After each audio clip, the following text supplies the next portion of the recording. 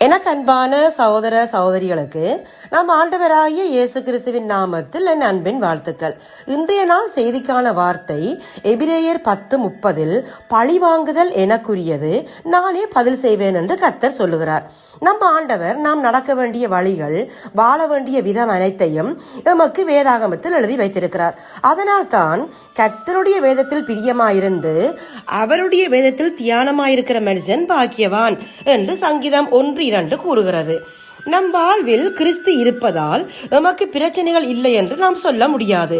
உங்களுக்கு விரோதமாக ஆயுதங்கள் உருவாக்கப்படுவதில்லை என்று கடவுள் ஒருபோதும் சொன்னதில்லை. ஆனால் அவைகள் ஒருபோதும் வெற்றி பெறாது என்று சொல்லி இருக்கிறார்.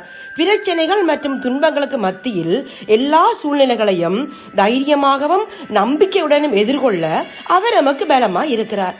அதனாலே நாம் தைரியம் கொண்டு கர்த்தர் எனக்கு சகாயர், நான் பயப்படேன், மனுஷன் எனக்கு என்ன செய்வான் என்று சொல்லலாமே. அந்தபடி கர்த்தர் நமக்கு எல்லா காலங்களிலும் பக்க பலமாய் இருப்பதினால் வேலை தலங்களிலோ பொது இடங்களிலோ வேறு எங்கேயோ எமக்கு எதிராய் வருகிற காரியங்களில் நாம் அவர்களுக்கு எதிராக எதுவும் செய்யாமல் கர்த்தரை நோக்கி வேண்டுதல் செய்யும் போது கர்த்தர் எங்களுக்காக நிற்பார். அவர் எங்களோடு நிற்பார். நாம் செய்ய வேண்டியது அவருடைய கரத்தின் கிரியைக்கு காத்திருப்பதே. அவர் தம்முடைய வாக்கினால் சொன்னதை தம்முடைய கரத்தினால் நிறைவேற்றுவார். இப்போதும் உங்களுக்காக இதோ ஒரு குட்டி கதை. ஒரு கிராமத்தில் ஒருவன் அழகிய புள்ளிமான் ஒன்றை தன் வீட்டில் வளர்த்து வந்தான். ஒரு நாள் அந்த மான் காணாமல் போய்விட்டது.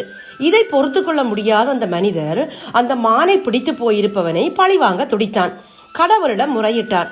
கடவுளும் வந்தார். கடவுளிடம் அந்த மனிதர் தான் ஆசையாய் வளர்த்த மானை தாருங்கள் என்று தானே கேட்டிருக்க வேண்டும். ஆனால் அவ்வாறு கேட்கவில்லை.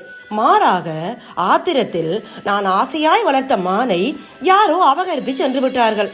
அந்த மானை திருடியவன் யாராக இருந்தாலும் அவனை என் முன் நிறுத்த வேண்டும் என்று கேட்டான். அதற்கு கடவுள், பக்தா, மானை நான் உனக்கு திருப்பி தருகிறேன். ஆனால் மான் காணாமல் போனதற்கு காரணமானவர்கள் யார் என்று கேட்காது என்றார். கடவுளே, நான் மிகுந்த கோபத்தில் உள்ளேன். மானை திருடியவனை பழிவாங்காமல் விடமாட்டேன். எனவே திருடியவனை இங்கு வரவழைக்க வேண்டும் என்று பிடிவாதமாய் கேட்டான். இதனை கேட்ட கடவுள், சரி, நீ கேட்கின்ற வரத்தை தருகிறேன், ஆனால் பின்னால் வருத்தப்படக்கூடாது என்றார். அந்த மனிதரும் சரி என்றார்.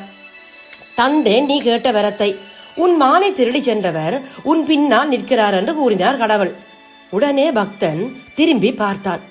மிகப்பெரிய சிங்கம் ஒன்று நின்று கொண்டிருந்தது. சிங்கத்தை பார்த்தவுடன் பழிவாங்கும் கோபம் மறைந்து பயம் அவனை கவ்விக்கொண்டது. ஐயோ, கடவுளை காப்பாற்று என்று அலறி அடித்துக் கொண்டு ஓடினார் பக்தர். ஆம், என அன்பானவர்களே, யாக்கோபு 4:3 நாங்கள் இவ்வாறு வாசிக்கிறோம்: நீங்கள் விண்ணப்பம் பண்ணியும் உங்கள் இச்சைகளை நிறைவேற்றும்படி செலவழிக்க வேண்டும் என்று தகாத விதமாய் விண்ணப்பம் பண்ணுகிறபடியால் பெற்றுக்கொள்ளாமல் இருக்கிறீர்கள் என்று.